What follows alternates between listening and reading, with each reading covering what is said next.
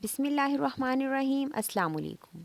अज़ीज़ तलबा, मैं आप सबको दी ऑर्चर्ड एजुकेशन सिस्टम की ऑनलाइन क्लास में खुशामदीद कहती हूँ। अज़ीज़ तलबा, आज दिन जुमा है और तारीख़ 18 दिसंबर 2020 है। हमारे मज़मून का नाम उर्दू है और मैं आपकी उर्दू टीचर मिस आयशा हूँ।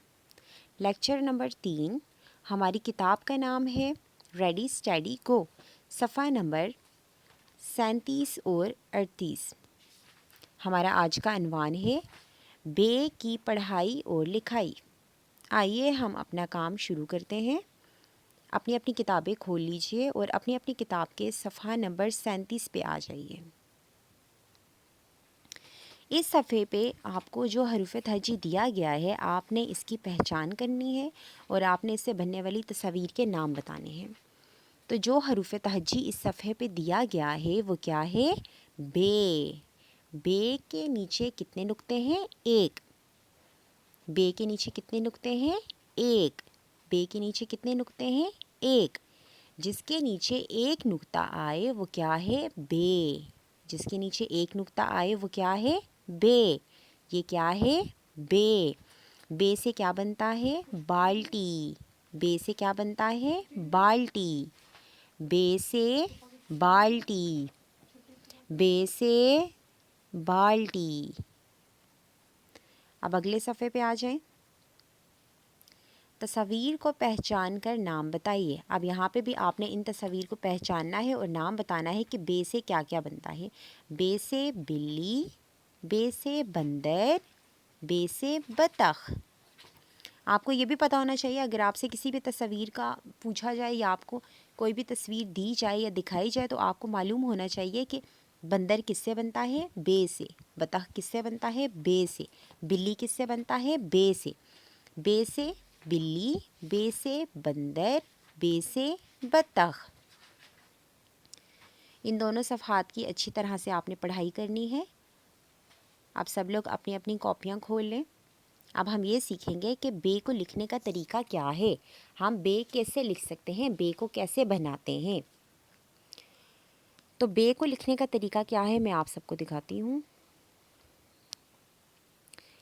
यहाँ पे तारीख़ 18 दिसंबर 2020, जमात का काम और दिन जुमा आप सबकी कॉपीज़ पे लिखा गया है।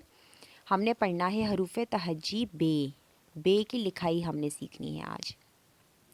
बे, ये क्या है? बे। ये ऐसे, और जब इसके नीचे सिर्फ एक नुक्ता आए तो ये क्या है? बे।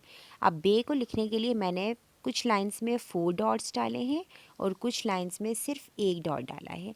आपने सबसे पहले 4 नुक्तों पे लिखना सीखना है और फिर आपने एक नुक्ते पे लिखने की प्रैक्टिस करनी है।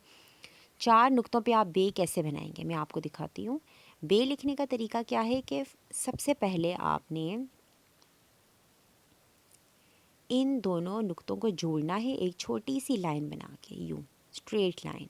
ओके, और यहाँ पे भी स्ट्रेट लाइन, यहाँ पे स्ट्रेट लाइन होगी, यहाँ पे स्ट्रेट लाइन होगी स्मॉल। अब आपने एक लंबी सी डैश लगा देनी है इन दोनों को जोड़ के ऐसे, और इसके नीचे एक नुक्ता। तो ये क्या बन गया? बे। बे कैसे लिखते हैं? Straight line, straight line, long dash. आपने एक छोटी लकीर लगानी है, एक छोटी लकीर लगानी है और एक लंबी सी डैश लगा देनी है।